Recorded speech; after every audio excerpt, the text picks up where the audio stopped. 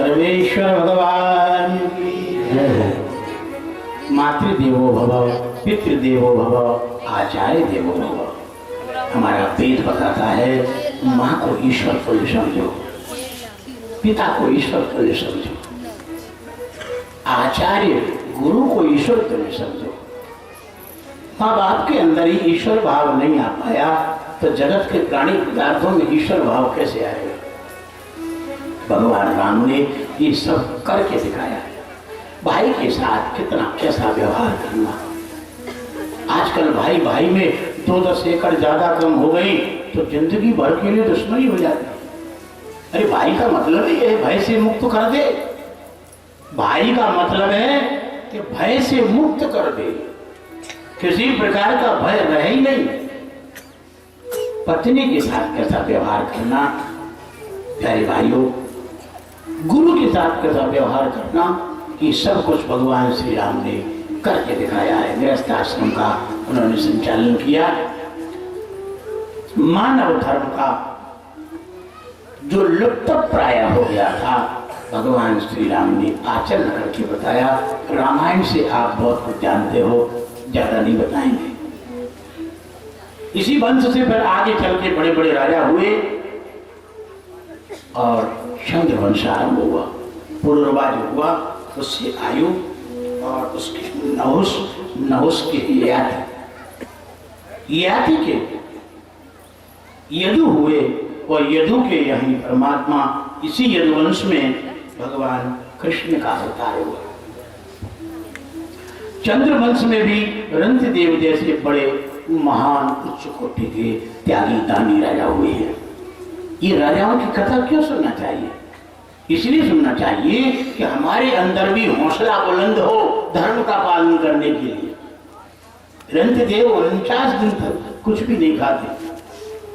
49वें दिन दैव योग से खाने पीने का सामग्री आई तो उस दिन भी उन्होंने अतिथि को आधा खिला दिया, दोबारा दूसरा कोई उसको भी खिला दिया। केवल पानी शेष रह गया था, पीने वाले थे। 49वें दिन की घटना है। एक चांडाल कुत्तों को लेके आ गया, महाराज हम बहुत दिन से प्यासे हैं, तो वो पानी बचा था वो उन्होंने कुत्तों के सहित उस चांडाल को पिला दिया और भगवान से प्रार्थना की, महाराज 49 दिन तक कठोर निर्जल व्रत करने के बाद जो भी हमको पुण्य मिले उस पुण्य के बदले में हमको चाहिए न स्वर्ग, न योग की सिद्धियां, न राज्य, न मोक्ष। इसके बदले में ये सब कुछ नहीं चाहिए। अगर हमको चाहिए तो केवल दुनिया के जितने जीव हैं ये दुखी, उन सभी जीवों का दुख हमको मिल जाए और कुछ नहीं चाहिए, सब सुखी हो जाए। ऐसा महान राजा कौन होगा? रंतिदेव जैसा त्यागी। कामये दुख तप्ता नाम प्राणी नाम आर्ति नाशनम। इसी वंश में परमात्मा भगवान श्री कृष्ण ने अवतार लिया है। ध्यान देना, भगवान जब दर्शन देते हैं तब कुछ भक्त के अंदर योग्यताएं आ जाती हैं। भगवान कब दर्शन देते हैं, लक्षण क्या है? ध्यान देना, वसुदेव क्या भगवान आए तो ये लक्षण उनमें आ गए। कौन कौन से लक्षण होते हैं?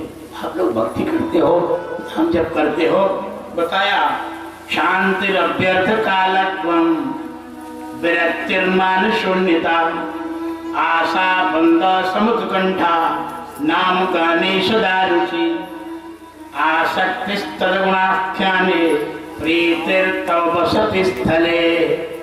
ये गुण जिसमें आ जाए समझो अब भगवान प्रकट होने वाले हैं। आज हम कसौटी बताए देते हैं। आप अपने मन में तो खूब बने हो कि अब भगवान आने वाले, पर नहीं। शांति सबसे पहला गुण है भक्त का, शांति आ जाए। शांति किसे कहते हैं? शांति और शांति में जमीन आसमान का फर्क है। शांति उसको कहते हैं कोई गाली देवे तुम कुछ भी बदला न लो, कोई पिटाई कर दे उसके बदले में तुम कुछ भी न करो, इसका नाम शांति है। शांति धारण कर लो। और शांति उसका नाम है कि कोई तुमको गाली देवे, यहाँ पटेल साहब के घर और तुम उस गाली देने वाले के घर जाकर के उसकी स्तुति कर आओ, उसके हाथ पांव दबाए आओ। इसका नाम है शांति। समझ आ गई बात? ऐसा गुण जब भक्त में प्रकट होता है तब भगवान आने वाले हैं, अब विलंब नहीं रह गया। दूसरा गुण क्या है, आज हम कसौटी बता देते हैं। बोले अव्यर्थ कालत्वम। बोले अव्यर्थ कालत्वम का मतलब है एक क्षण भी भगवान के चिंतन के बिना मन रहे ही ना, प्रतिपल भगवान का चिंतन। जैसे कि नारद भक्ति सूत्र में आया है, तद विस्मरणे परम व्याकुलता। परमात्मा का विस्मृति आई नहीं कि मछली के समान छटपटाने लग गए। एक पल भी भगवान की याद के बिना न रह पाओ। समझो अब भगवान प्रकट होने वाले हैं। और आगे बोले विरक्तिर्मान शून्यता। वैराग्य आ जाए। वैराग्य ध्यान देना, वैराग्य लोग एक ही त्याग, वैराग्य, उपरति तीनों को एक ही हरैया आंक देते। त्याग उसको कहते हैं, ध्यान देना, त्याग उसका नाम है कि शास्त्र में जिन बातों को मना किया गया है उन बातों को अपने जीवन में नहीं मानना, नहीं करना, उसका नाम त्याग। और वैराग्य उसका नाम है, प्यारे भाइयों, कि कोई चीज आपके पास है, डल्लप का गद्दा है, टीवी है, एयर कंडीशन है, रसमलाई है, गुलाब जामुन है, ये सब हैं। आप इनका उपभोग कर सकते हो, किंतु होते हुए भी वस्तु का उपयोग न करना, इसका नाम वैराग्य है। आजकल क्या कहते हैं, बाबा जी बड़े वैरागी, अब बूंदी भांग नहीं उनके पास, अब काय का वैराग। अरे सब कुछ हो और फिर भी भोगने की प्रवृत्ति न हो, समझो उसका नाम पक्का वैराग्य है। और उपरति उसका नाम है, उपरति। उपरति का मतलब होता है कि सारे भोग सामने रखे रहें, किंतु इंद्रियों के अंदर भोग वृत्ति ही पैदा नहीं होती है। भोग वृत्ति पैदा न होना ये अलग बात है, और भोग वृत्ति होते हुए भोगना नहीं, ये अलग बात है। और शास्त्र निषिद्ध वस्तुओं का त्याग करना ये अलग बात है। त्याग, वैराग्य, उपरति, जब तीनों जिस साधक में आ जाती हैं तो समझो अब भगवान आने वाले हैं, अब भगवान में देर नहीं।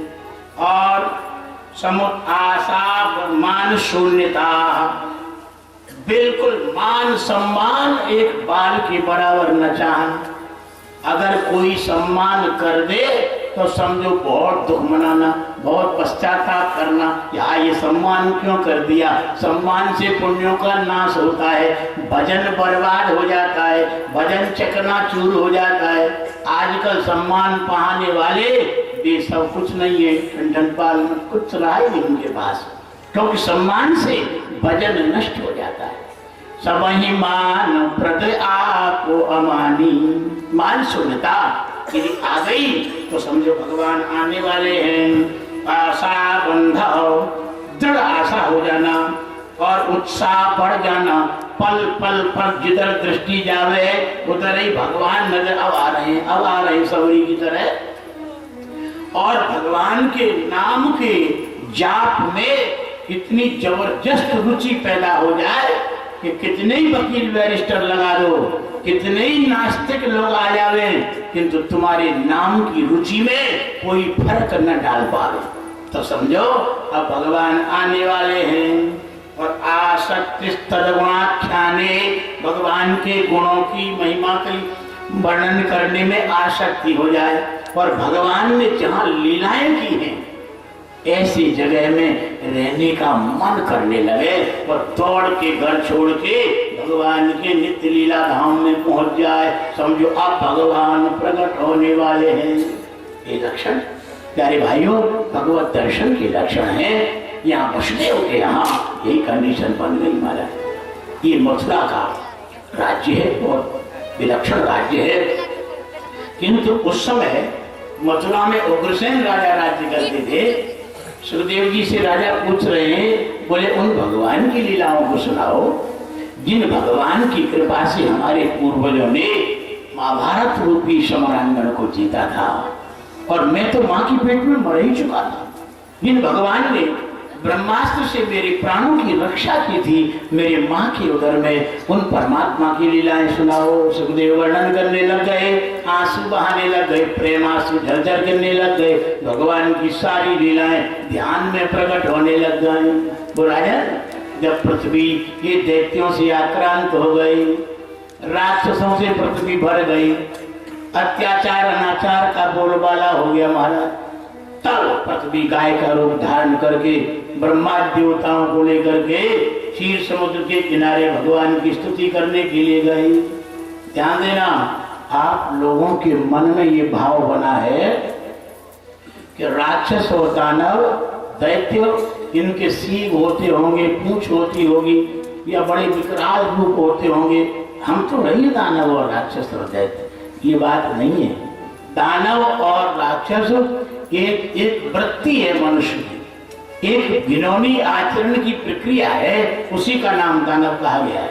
ध्यान देना, तुलसीदास जी ने रामायण में लिखा, बोले मां नहीं मातु पिता नहीं देवा, और साधन सन करवा वही सेवा, और जिनके जे आचरण भवानी, और तेजान हो निश्चर सम प्राणी।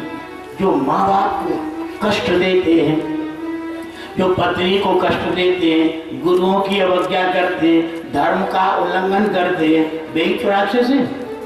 बाद जमाने के राक्षस बूदा भैंसा खाते थे, मांस खाते थे, कच्चे आदमियों को चबा जाते थे, उनको बड़े विकराल राक्षस हम लोग मानते हैं। नहीं नहीं, आज के राक्षस उन राक्षसों से और ज्यादा बलवान है हमारा। उस समय के राक्षस दानव दैत्य मांस पचा लेते थे, पर आजकल के राक्षस पंचायत भवन पचा ले, बड़ी बड़ी रोडें पचा ले।